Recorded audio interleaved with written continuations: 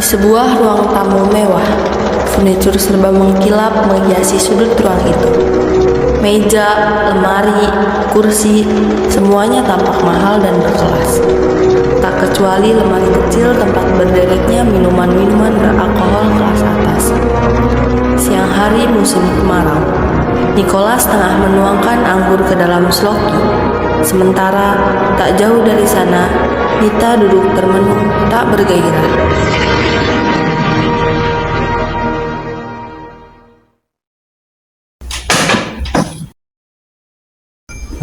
Mantap.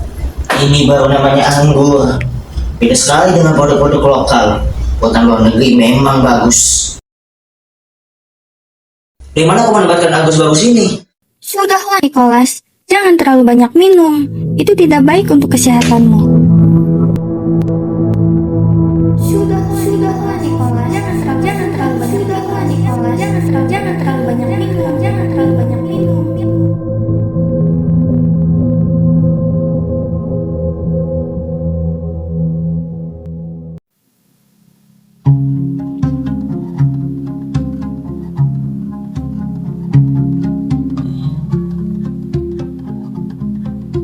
Kau ini macam orang tua saja.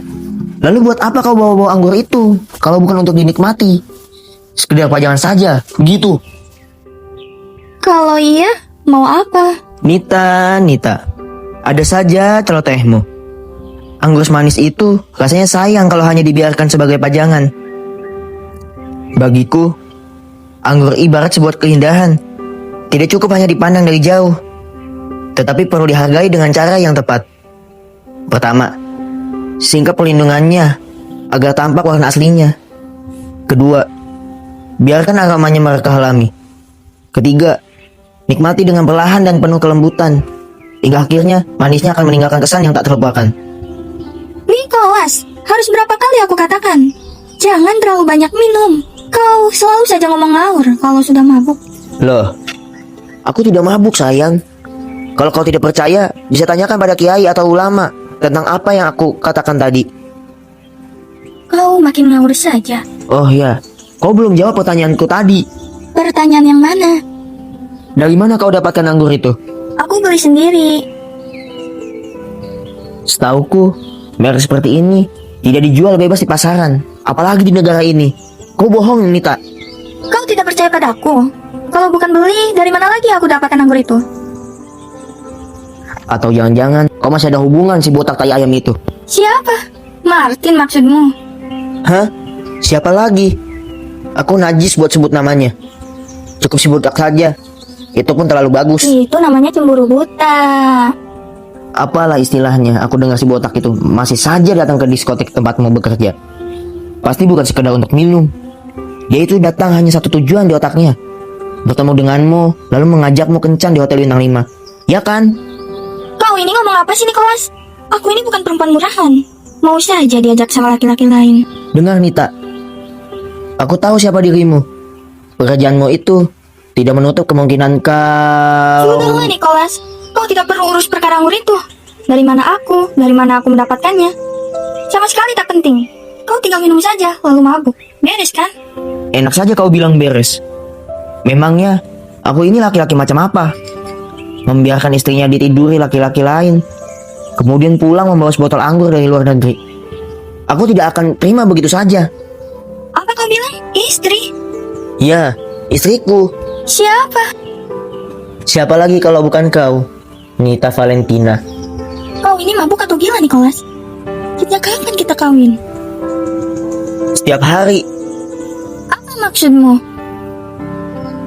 setiap hari kita melewati malam di tempat yang sama, berbagi keheningan dan ketenangan. Aku menemukan kedamaian dalam setiap dekatmu, seolah dunia menjadi lebih tenang saat aku berada di sisimu. Dari kebersamaan itu aku belajar bahwa cinta sejati tumbuh dalam kesederhanaan, namun meninggalkan jejak yang begitu mendalam. Kedamaian?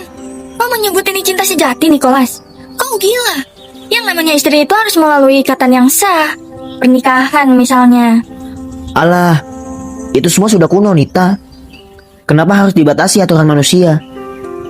Lihat saja, bahkan makhluk lain pun bisa hidup bersama tanpa pada pernikahan.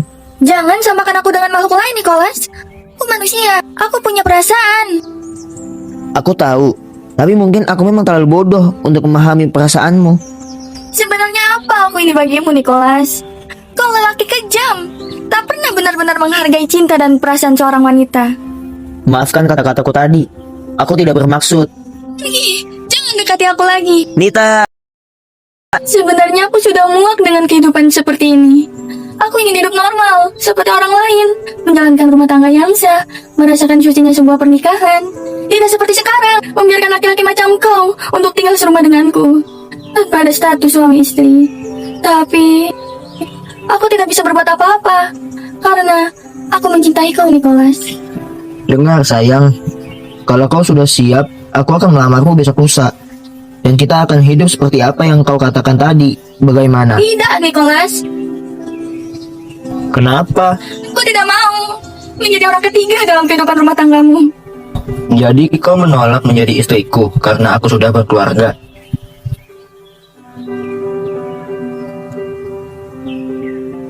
Bagiku, hidup ini tidak adil. Nita, kau lihat pejabat, orang-orang berduit, bahkan sampai ulama sekalipun bisa punya istri dua. Tidak ada yang salah. Kenapa hal itu seakan sulit bagiku? Bukan begitu maksudku. Aku ini wanita, dan istrimu juga wanita. Jadi, aku tahu betul perasaannya kalau sampai kau menduakan cintanya, Nicholas. Jadi kau mau apa? Aku bersedia menceraikan istriku kalau kau mau menikah denganku.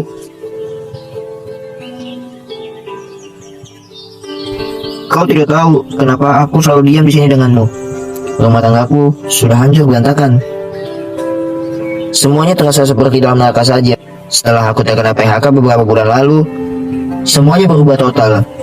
Istriku tidak lagi menganggapku sebagai manusia. Ia hanya mengakui kepadaku jika aku pulang membawa setupuk uang. Kalau tidak, jangan harap ada senyum atau makanan layak untukku.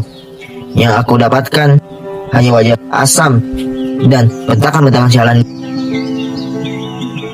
Terlebih setelah istriku mengenal laki-laki itu, ia jadi sering pulang larut malam dengan alasan bisnis lah, itulah, inilah. Semuanya dikaitkan dengan ketidakbecusaanku mencari uang. Padahal aku tahu kelakuannya di belakangku. Tapi aku sama sekali tidak berdaya. Sebagai suami yang gagal, aku hanya bisa pasrah melihat keras kecupan di leher istriku. Dia telah mengkhianatiku, Nita. Dan hanya kau yang mau menerimaku apa adanya. Kenapa? Kau tidak pernah bilang kepadaku tentang itu semua. Karena itu masalah pribadiku. Aku tidak mau orang lain tahu. Tapi setelah aku mengenalmu, aku yakin kau mampu menjadi istri yang baik bagiku. Tidak hanya mengakui status suami demi setupuk uang. Kau bisa menerimaku apa adanya, Nita. Tapi... Sudah, percayalah. Apa yang aku katakan ini benar. Aku tak mungkin berbohong pada wanita yang sangat aku cintai. Percayalah. Nicholas, Akan kuurus cepatnya proses perceraianku. Setelah itu, kita akan segera menikah dan menjalin rumah tangga yang baik. jam berapa sekarang? Kenapa mereka cepat sekali datang? Siapa? Teman-teman kerjaku. Mereka mau bertemu hari ini. Alah, biarkan saja mereka menunggu. Jangan, Nicholas. Lebih baik kamu sembunyi dulu di kamar.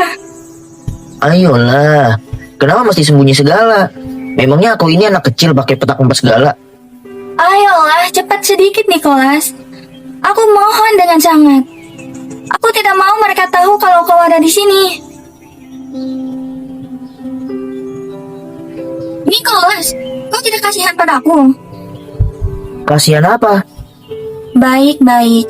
Kalau kau tidak mau pergi, aku tidak mau menikah denganmu. Oke, persetan dengan tamu-tamu itu.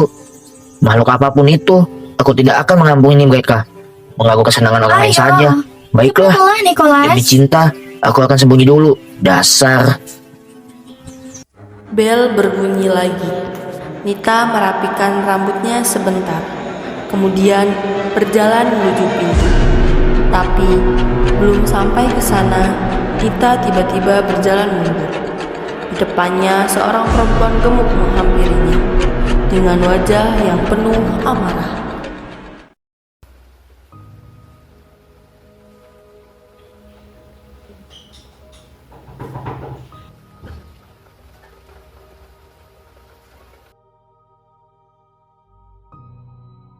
Mana suamiku? Hei, keluar! Mana suamiku? Nyonya ini siapa? Di mana kau sembunyikan dia? Siapa yang Nyonya maksud? Siapa lagi kalau bukan si Nicholas? Di mana kau sembunyikan dia? Nicholas siapa? Tidak ada suami siapapun di rumah ini, Nyonya. Aku tinggal sendirian. Alah, jangan banyak omong. Cepat tunjukkan di mana kau sembunyikan laki-laki tak bertanggung jawab itu. Nyonya ini mendengar tidak? Sudah aku katakan, aku tinggal sendirian. Kau ini perempuan murahan, sukanya merusak rumah tangga orang. Teganya berbicara seperti itu. Pergi. Menangis. Cup cup cup cup. Iya, aku wanita sama seperti itu. Jadi jangan gunakan senjata air mata depanku. Tidak akan berguna. Kalau hanya tidak percaya, silakan cari saja sendiri. Tentu saja tidak akan ketemu. Karena kau telah menyuruh laki-laki itu pergi jauh sebelum aku datang ke sini. Yang ini bagaimana? Sudah saya suruh mencari malah menuduh lain lagi. Mungkin saja.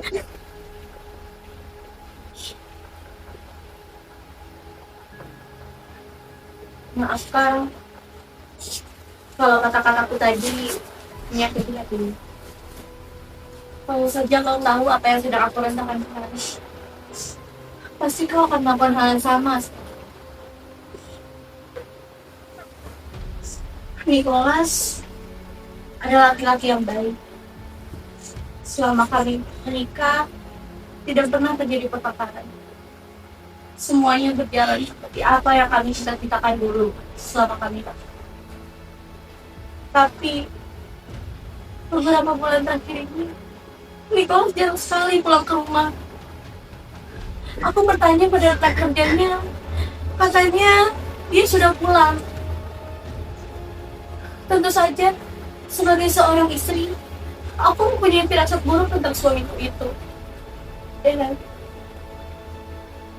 ternyata benar, Nicholas mencintai perempuan lain. Dan perempuan lain itu adalah kau. Itu tidak benar, Nyonya. Terserah apa katamu. Yang jelas, semenjak Nicholas mengenalmu, dia jadi berubah. Dia menjelma menjadi setan yang tak peduli terhadap anak istrinya, mau makan atau tidak. Dan sekarang, tiba-tiba polisi-polisi itu datang. Dia mencari-cari Nicholas. Dia mau menyita harta bendaku. Kalau Nicholas tidak segera melindunginya. Ya Tuhan, apa yang harus aku lakukan? Nyonya, aku turut berduka. Tapi Nyonya datang pada orang yang salah. Suami Nyonya tidak pernah datang ke sini. Sudahlah, kau tidak usah mengelak terus. Aku sudah tahu semuanya. Benar, Nyonya. Benar. Kalau kau menjadi wanita zaman lain Nicholas. Maksudku bukan itu. Aku benar-benar tidak mengenal suami Anda.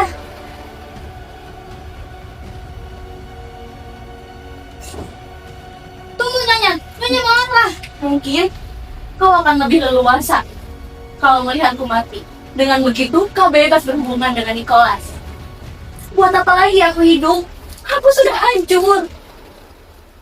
Jika kau bertemu dengan Nicholas, sampaikan.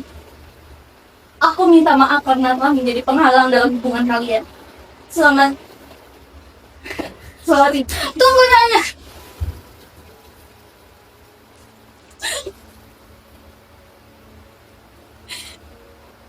Baik. Baik, aku akan katakan yang sebenarnya. Memang. Sebenarnya Nicholas tinggal di sini.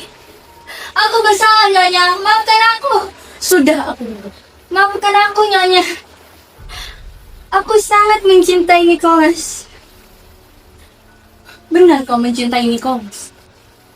Aku tahu aku salah mencintai suami orang lain. Tapi aku sendiri tidak bisa berbuat apa-apa.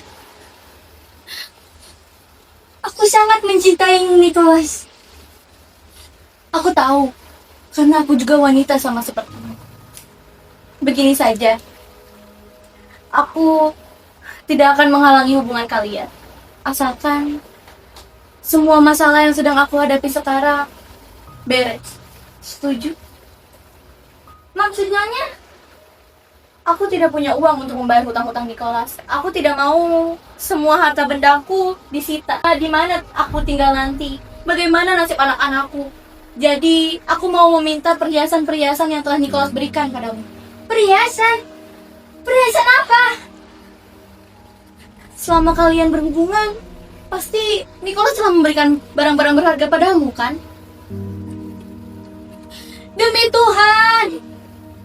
Nicholas tidak pernah memberikanku barang apapun. Bohong, tidak mungkin. Aku mengenal jauh Nicholas daripada kau.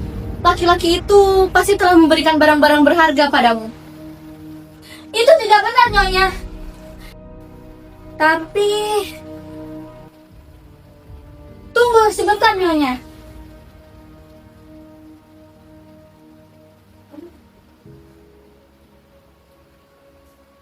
Sekali, Nyonya.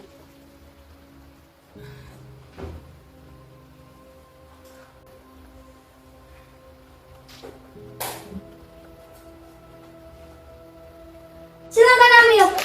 Hanya ini yang Nicholas berikan padaku. Apa ini? Kau kira aku bodoh? Barang-barang seperti ini berapa harganya? Apalagi yang harus aku berikan? Dengar ya. Aku tidak meminta banyak. Aku hanya meminta apa yang seharusnya menjadi milikku sebagai istri Nicholas. Dengan begitu, kau boleh menikah dengan laki-laki biadab itu. Tuhan, apa yang harus aku lakukan agar Nyonya mau percaya padaku? Nyonya mau memerasku, ha? Kau yang memeras. Dasar perempuan sundal. Nyonya, dasar sundal. Cukup, Nyonya. Baik, kalau itu yang Nyonya mau. Ambil dan silakan pergi. Bagaimana dengan simpanan uang yang ada di lemari itu? Uang apa lagi? Sudahlah, ini semua tidak cukup untuk membayar hutang Nicholas. Kau pasti masih mempunyai banyak simpanan uang, kan? Berikan semuanya padaku. Nyonya ini sebenarnya siapa? Kembalikan semua hakku. Dasar perempuan murahan. Perek. Jablay.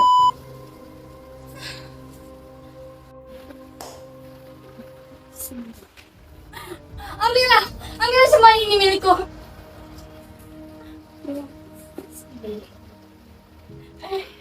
Tuh, bros itu pasti juga pemberian Nicholas, kan? Sini. Terima kasih, semoga kau hidup damai dengan Nicholas. Ya Tuhan, apa arti semua ini? Tak lama kemudian, muncul Nicholas dari dalam kamar. Wajahnya tampak murung. Ia menghampiri Nita. Ya Tuhan, apa arti semua ini? Uangku, perhiasanku. Betapa aku sangat lama membayar semua ini, Nicholas. Semua milikku harus diambilnya. Punya apa lagi? Kau lihat semuanya. Aku mengintipnya dari balik pintu kamar.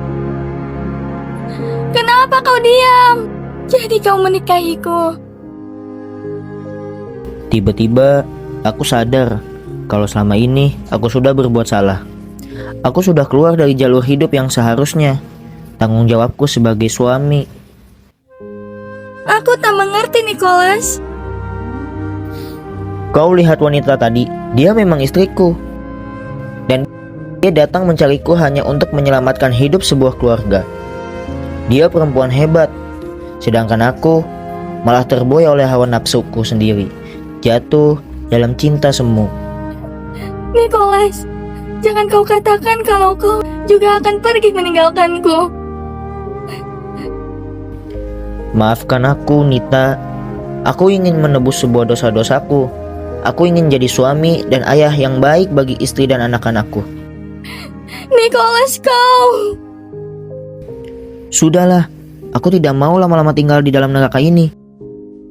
Aku akan minta maaf kepada istriku. Selamat tinggal.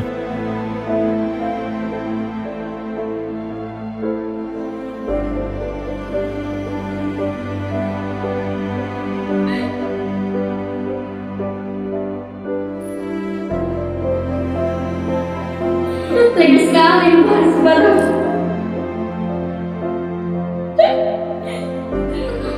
Apa? Boleh kamu sini? Mendingan mereka mengira.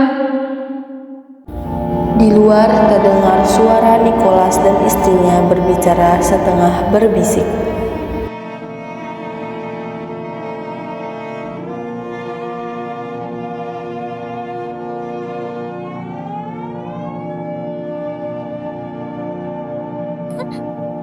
Dasar laki-laki bajingan.